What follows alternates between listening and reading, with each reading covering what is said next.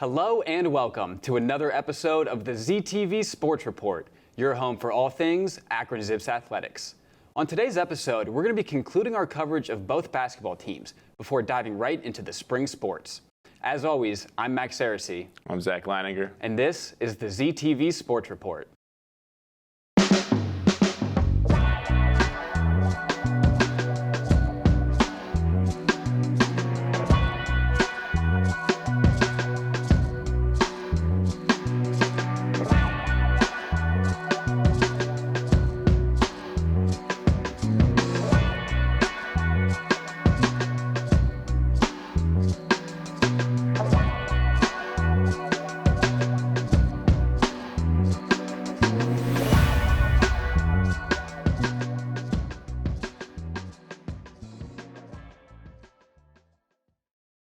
As our men's basketball team was gearing up for the postseason, Zach got the chance to sit down and talk with Trendon Hankerson. Let's take a look at that interview. What's going on, everybody? Zach Leininger with the ZTV Sports Report, and today I'm joined by Trendon Hankerson from the men's basketball team. How you doing, Trendon? Doing good. How about yourself? Not bad. Can't complain. All right, so looking at your career, you played most of your time at NIU before you made the switch to Akron. I'm just curious, what was that transition like for you? Well, the transition was smooth. Everybody here at Akron was really nice, especially the staff and the players. They were very welcoming, and the chemistry just popped off. So my transition here was really nice. Yeah. I'm glad to hear it. Just speaking of the coaching staff, I'm thinking head coach John Gross. He's been here for about 5 or 6 years, and I'm just curious, what's John Gross been? What's he meant to you, and what do you feel he means to this team? I think he means a lot to us. I think he's a huge inspiration every day. He wakes up, he brings energy. He's never a downer, and so I think that's great for us. And then the staff in general, I think they do a great job supporting him. Yeah, sounds great. All right, so just looking at your overall play style, I feel like you have I feel like you're pretty well rounded on both sides of the ball. But I'm just curious to hear from you. What do you feel are your best attributes as a player? I thought you did a good job right there. I try to play both sides equally and respect the game from a standpoint of playing both offense and defense. Obviously, my three-point shooting is somewhat of a standout, but overall on defense, I would say I try to play my best. So I'm glad to hear. So I guess just finishing up here, obviously got the MAC tournament coming up here, as well as potentially the NCAA tournament. So I'm just curious, what do you feel some of the keys to success are as you make this postseason run? I would just say staying humble and then trying to win the day. That's the biggest thing. Taking it one day at a time, whether it's practice or a game, locking in on prep, just being locked in general on our opponent. And so that's the biggest thing for us. That'll about do it for this interview. I just want to thank Trendon for joining me again today. And as always, go Zips. Thank you to Trendon for taking the time to talk with us. And Zach, looking at the postseason for this men's team, I can't say in the long run it went how we really wanted it to. They had that tough loss at the end of the regular season against Kent State. At Kent State, lost in overtime. Going to the MAC tournament, big win against Buffalo in the quarterfinals. Can't say that was much of a surprise. And then we had the matchup, Kent State semifinals, and we couldn't pull it out. We really couldn't. What did you see with this game? I just, just looking at the tournament overall, they got Buffalo in the first round, which we knew was going to be an easy first win because Buffalo just had a rough season. And then into the Kent game, it just, it seems like every time they play, it's a scrappy game between the two, and it was back and forth like we had seen in the previous times. And unfortunately, Kent just was able to get the edge this time. Yeah, the Zips were in it the whole game, but at the same time, I don't feel like they were ever really in control.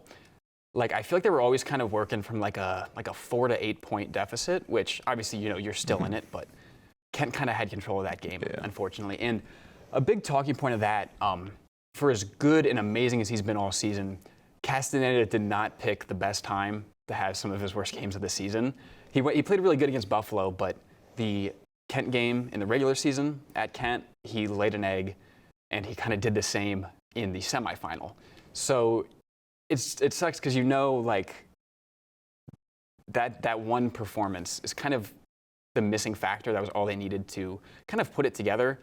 But you got to give props to like Sincere Carey and Kent because he played really, really stinking well, and Kent went on to win the tournament. So. Yeah, that's exactly what I was just thinking with Sincere Carey. Just the first time they had played, well, I guess not, the first time they played at home, Sincere Carey, I think they held him to like 10 points or so, and so they did a good job of containing him. It's just this time, I guess he was on a different level, and we weren't able to stop him. Especially he got like 14 free throws in that game. And, End of the day, though, let me tell you, I'm not stressed that we lost to Kent because they beat us in a close game in the semifinal.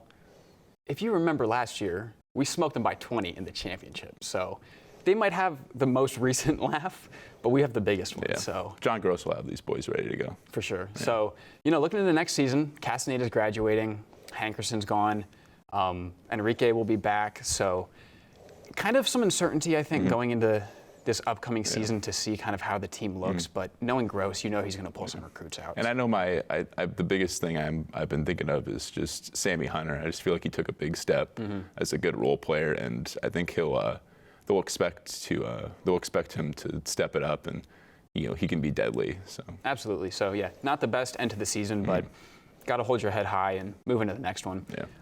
The women's team, kind of hard to talk about here. They got just steamrolled by Ball State in the MAC tournament. And I mean, Ball State's a really, really good team, but the Zips have the potential to hang with them. So it's just it's a bad sign. And my biggest thing with this is, I've been thinking about this for the last couple of weeks, and it unfortunately, every time I think back in this game, it was just typical, from what we've seen this season, where the Zips just they got into the game early and they were really competing with Ball State as a top level team, and then they just, from what what we saw in the past, they started to turn the ball over, and those turnovers just led to easy points for Ball State. And then before you know it, we went from like a 2-point game to they were down 20. And yeah, a big thing with this Zips team towards the end of the season, especially, I don't feel like they were really playing with confidence. Especially when you let that team get on that first big run, it's it's been so hard for them to get back into it. And that confidence is or the lack of, is kind of reflected in the stats, I think. Like, Lane Farrell took 5 shots that game. She took 5 shots, and I know how capable she is as a shooter and as a scorer. So, that's not what I want to see, but... Yeah. And Molly Neitzel, just 7 points in this game she was just she'd been the spark the last few games, and I guess, they were just... it didn't, the opportunities didn't show up for this game. And she'd really been that big player kind of keeping the Zips in these games. I mean, Reagan Bass tried to pull it along 24. Dominique Camp with 18. She was really trying to pull it along. She had a really solid final stretch of the season. Yeah. But so moving forward here, Zach, I'm not sure how this team's going to look next season. They're graduating. Lane Farrell, Molly Neitzel, Rachel Martindale, Dominique Camp. They're all gone. So outside of Reagan Bass, some uncertainty moving into next season. They're especially with Melissa Jackson she'll be leaving here, and a new head coach coming in. Yeah. And luckily for me, just thinking about it, it makes me a little happy to think about, just because I see some optimism here with a potential younger team and a newer head coach that potentially bring in a new system that allows them to gel, allows them to play to their strengths, and they can be right back in this situation next year with a chance to win it all. Yeah, that's a good point. You kind of match up the turnaround of your roster with the turnaround of the coaching staff, and you can kind of maybe find some momentum there. So we'll see how both of these teams do moving into next season. I'm not overly optimistic, but I'm also not overly pessimistic. I kind of just need to wait and see what happens, but we shall find out. Right, so we should. From here, we're going to take it into our first commercial break. But when we come back, we're going to dive into our spring sports. Stay tuned.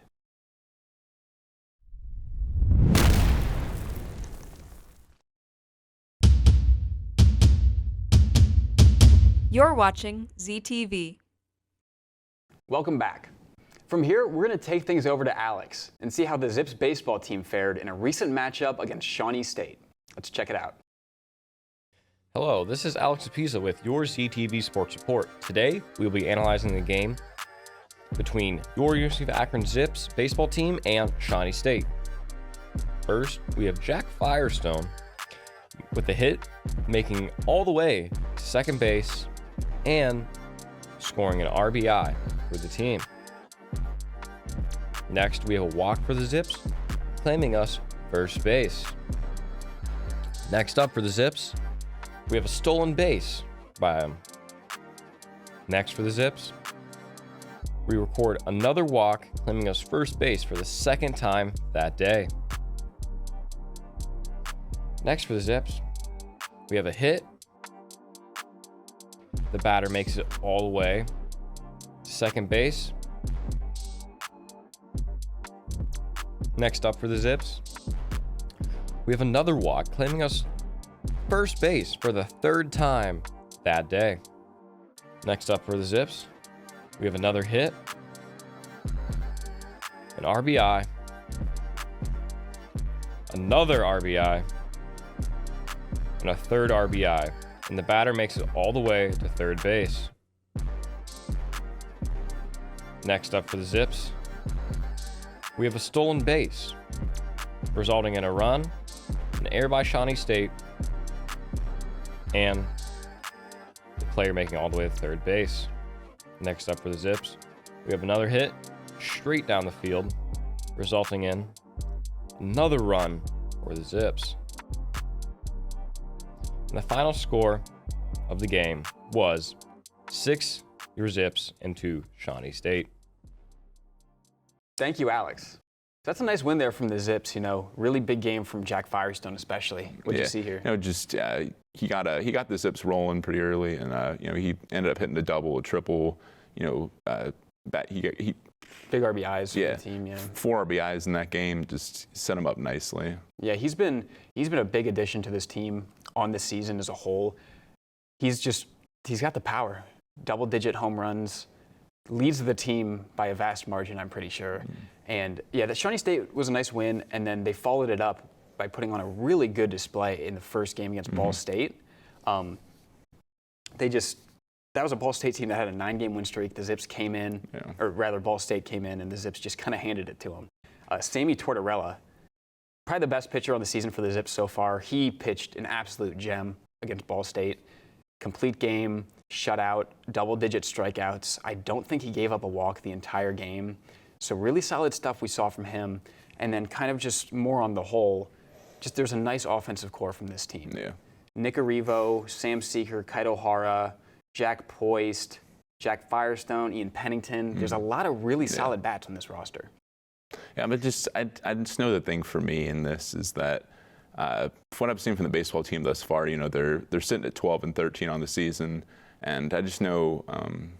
They went up and played. They played Purdue, Michigan, so they played some top programs. But the biggest thing is that they've been a little inconsistent to me. They've had the really high highs, but then they've had some low lows, and it's like they seem to lack the consistency to me. Yeah, that we were just talking about the Shawnee State win and then the Ball State win. Right before that, they got swept by Toledo, I'm pretty sure. So definitely has been kind of a mixed bag, but on the whole, I think you've got to be happy with where this team is sitting, especially, Sabo was gone after last season, so new coaching staff, kind of a turnaround in that sense. And I think, honestly, a turnaround with the roster, too. There's not that many familiar faces. So with all that considered, I think they're playing pretty good. And I know you mentioned it just a second ago, but they had some big wins on the season against Purdue and Michigan. So, that's great to see. And granted, we're not going to talk about the other Purdue games in that series, but they got the one win, which is really all that matters. So, I got to say that this is about as good as we can hope for the baseball team to be playing right now. And then one other player I wanted to mention, actually, going back to that Ball State game, was DJ Butler, because he came in, started at second base. He hadn't started too many games on the season, and he was just the player of the game. He had a single early on that got the Zips' first run. Next at bat, he hit a bomb to right field. Then he had another hit after that. It was 3 for 4 with 2 or 3 of the Zips' RBIs. So. Yeah. They had Ball State, a little confused, and they definitely had them rattled. Absolutely, yeah. Really, really good Ball State team. So we'll see if they can follow that up in the rest of this series. Is there anything else you have to add about this baseball team, Zach? No, I'm really looking forward to seeing how the rest of the season shapes out. They got a good core, and just excited to see how it goes. Yeah. Well, that's baseball down. Let's go ahead and take it over to softball and see how they've been doing. Hey everyone, it's Katie Balmer here, and today we're going to dive into Zips women's softball and see how they did in their recent doubleheader against Ohio University. Let's get into it. The Ohio softball team wrapped up the 3-game series with Akron on Wednesday, March 29th, sweeping the doubleheader and the series against the Zips. Starting off with the first game, Ohio scored 5 runs on 10 hits and committed 1 error, while Akron scored 2 runs on 5 hits and committed 2 errors. The Bobcats got on the board in the top of the first inning, putting Ohio up 1-0 going into the bottom. The Zips threatened to even the score in the bottom of the inning, getting runners on first and third with 2 outs. However, the Ohio defense was able to force a ground out to end the inning, keeping the 1-0 lead. Ohio looked to add on in the top of the second inning, however the Zips defense was able to keep them scoreless. The Bobcats added on in the top of the third, scoring 2 runs, putting them up 3-0. The Zips were unable to add to the score in the bottom of the inning. Heading into the bottom of the fourth inning, Ohio gained a 5-0 lead against the Zips. Akron was then able to get on the board in the bottom of the inning, scoring on an RBI single, cutting the Ohio lead 5-1. Akron was fighting back and got another run in the bottom of the fifth inning, scoring 1 run on an error, cutting the Ohio lead 5-2. After a scoreless 6th inning from both teams, Akron looked to rally in the bottom of the 7th inning. The Zips got the leadoff runner on with a single up the middle. However, the Bobcats defense was able to hold the Zips and close the game with a 5-2 victory. Moving into the second game of the day, Ohio overall scored 9 runs on 14 hits and did not commit an error, while Akron scored 5 runs on 10 hits and committed 2 errors. The Bobcats were able to come out with an early 3-0 lead against the Zips going into the bottom of the first. The Bobcats added on in the top of the third, taking a 4-0 lead. Akron threatened in the bottom of the inning, getting runners on the bases with a double and a walk. However, the Ohio defense held them off.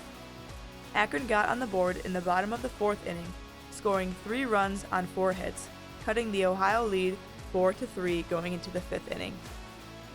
Akron got a run back in the bottom of the fifth, scoring 1 run on 2 hits to cut the Ohio lead 5-4 going into the top of the sixth. Akron looked to tie the game in the bottom of the sixth inning, however the Ohio defense was able to force the Zips to strand a runner at third. The Bobcats were extremely efficient in the top of the seventh, extending the lead 9-4 going into the bottom of the inning. Akron threatened to rally in the bottom of the 7th inning, loading the bases with no outs. After scoring a run on a ground out, the Ohio defense was able to force Akron into the final outs of the game, securing the 9-5 win and the series sweep. This is Katie with the ZTV Sports Report. Go Zips. Thank you, Katie. Zach, always a shame to see 2 losses in a doubleheader, especially when you're kind of hanging in there. Mm-hmm. You're not getting blown out. And I feel like that's been the story for a lot of softball's losses on the season. Yeah. Maybe a little inconsistent, but I always feel like they're in it. Yeah. They love to I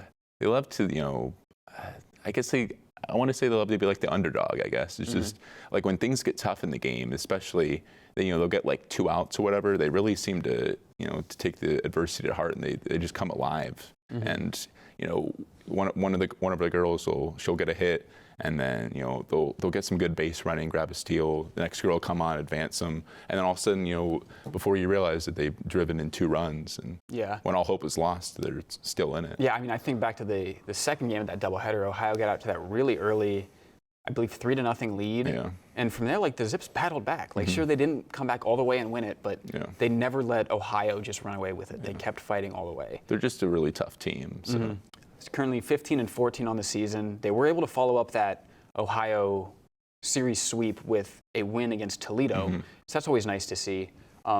Looking at some of the specific players, they've got a lot of standouts on this roster.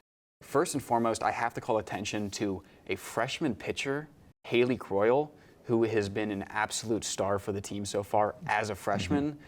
2.05 ERA in 11 starts. She's thrown 7 complete games in 11 starts. 74 strikeouts to 23 walks.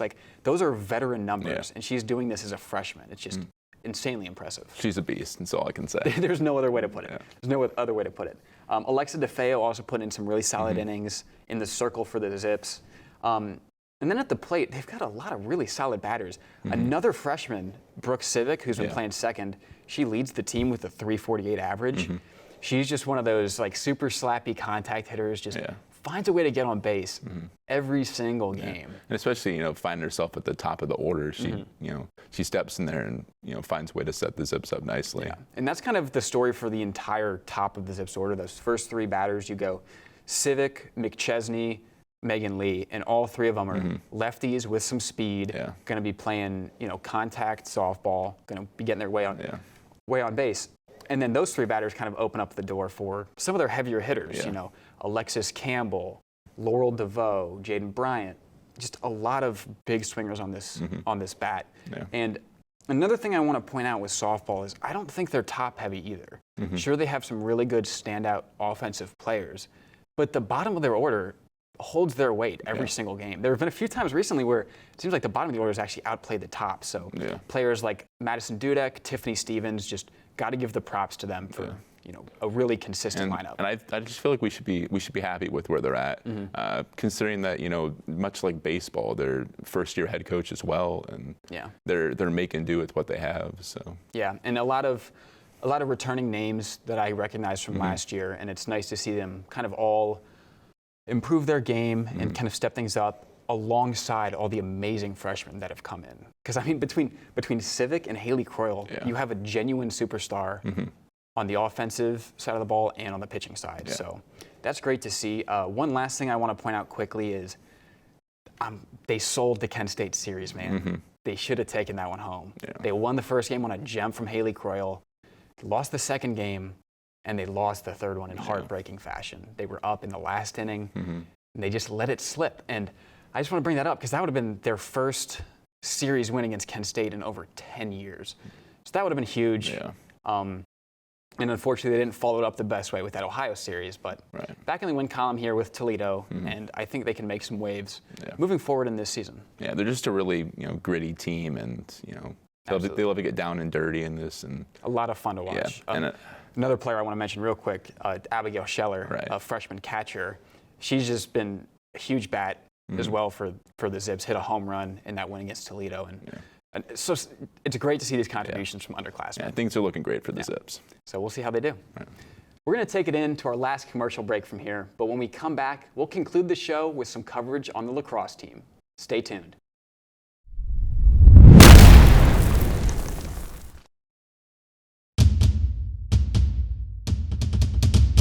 You're watching ZTV. Welcome back. We're going to take things over to Megan now, who covered the recent lacrosse game against Wofford. Here's that. Hi everyone, it's Megan with the ZTV Sports Report, and today I will be talking about the lacrosse team. I am covering their most recent game today, so let's see how they are doing. In their most recent game, the Zips were at home taking on the Wofford Terriers. The scoring was pretty even for both teams in the first half, with the Zips leading 7-6 at the break. In the second half, Wofford took control, scoring 5 goals in the third quarter and 6 goals in the fourth. The Zips were unable to return with the same offensive pressure and only scored 6 goals in the whole second half. This lack of scoring by the Zips led Wofford to win 17-13. Looking at the Zips, Jalen Klinkscales played very well, scoring 6 goals. Grace-Ann Schwab contributed to the game as well with the team-high 2 assists. On the defensive side, goalie Hannah Sanders played extremely well, saving 12 shots by Wofford. For Wofford, the top scorers were Carly Irvin and Emma Kraninski, who both scored 4 goals apiece. In addition, we have to talk about Olivia Abe, who added a team-high 4 assists. Goalie Aislinn Washburn provided help on the defensive side, saving 5 shots taken by the Zips. Looking at the season up to this point, the Zips have struggled with a record of 1-8 through the first 9 games, with many close losses along the way. Injuries throughout the team have made things difficult for them, as they have struggled to develop consistent chemistry and momentum. Moving forward, the girls will look to get back in the win column as they try to turn their season around. This has been Megan with the ZTV Sports Report. Go Zips! Thank you, Megan. So Zach, unfortunate they couldn't, get the win in this Wofford game. And looking at this season on the whole, the trend you're seeing is yes, they're 1-9, not the best record. A lot of close games here for this team, though. They lost by 1 to St. Francis, Presbyterian, Delaware State, Kent State. Just so many close losses. This 1-9 could be an easy, 4-6, 5-5. So. And the Wofford game wasn't any different. Just a 13-17 game there. And it's just it's tough to see just because when you're that close from getting a win and then the win turns to a loss, it just like you said, it makes their 1-9 look it could have easily gone a lot differently, and that's just what it's tough, frustrating. Absolutely, yeah. And then you think as you get more of those close losses, just trying to keep the confidence up and not letting your team kind of momentum slip a little bit. And speaking of momentum, it's been hard for them to gather momentum. Just not just only as a young team, but also with they've just been dealing with a lot of injuries, and it's just tough when you have to keep bringing in new players because you really need a consistent group of players on the field to build the chemistry and keep things rolling. And when you don't have that, that's what it leads to a lot of problems. Looking at the roster here, a lot of pretty young team. Kind of like softball was a lot of solid freshmen. For example, Kylan Rude in goalie, she's been splitting time with Hannah Sanders and has been doing a really good job as a freshman for the Zips lacrosse team. And then kind of looking at the offensive leaders here, you got to go Alexis Kiefer and Jalen Clinkscales. I mean, Kiefer is a midfielder. 22 goals in 10 games is pretty solid. And then Clinkscales as well with a solid 13 goals in 10 games. Unfortunately, she did just go down with injury, and Noelle Boyd is also out. So not operating with the full team here, which is always going to be detrimental. But it's kind of how do you respond to that when you lose certain players? How do you recover? So. Yeah, we're going to find out. Yeah, exactly. So, I'm excited to see how the lacrosse team finishes out the season. I really think it'll be a lot better than the first 10 games but we've been saying the 1-9 is not the whole story. So, and I think it was kind of similar last year, actually. It was a lot of close losses. So I think all they need is maybe break through with those 2 or 3 wins in a row, build that confidence, and from there, could be smooth sailing, man. Yeah, and again, like I said, it's been the trend among even when we talked back in the fall and everything. It's been the trend among all the Zip sports. It's just a lot of younger teams, and we just seem to be building as a whole through every sport. And I'm really excited. Kind of with the rebrand of the Zips as a whole, I feel like we've seen rebrands of the teams almost individually as well. So we'll see how the lacrosse team closes out the season from here. I definitely think they're going to pick it up a little bit and pick up some more wins, but we shall find out. So we shall. Yeah. We'll see. So this has been it for another episode of the ZTV Sports Report. As always, you can follow us on Instagram and Twitter at ZTV Sports, and subscribe to our YouTube channel at ZTV Sports Report. As always, I'm Max Saracey. I'm Zach Leininger. Thank you for watching, and go Zips.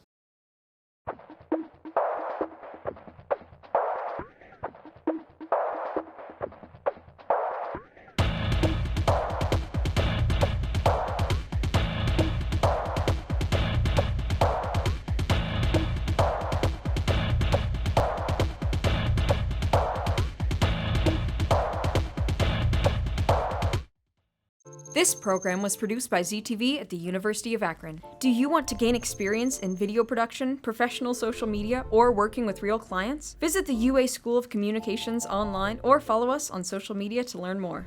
ZTV, make media, make a difference.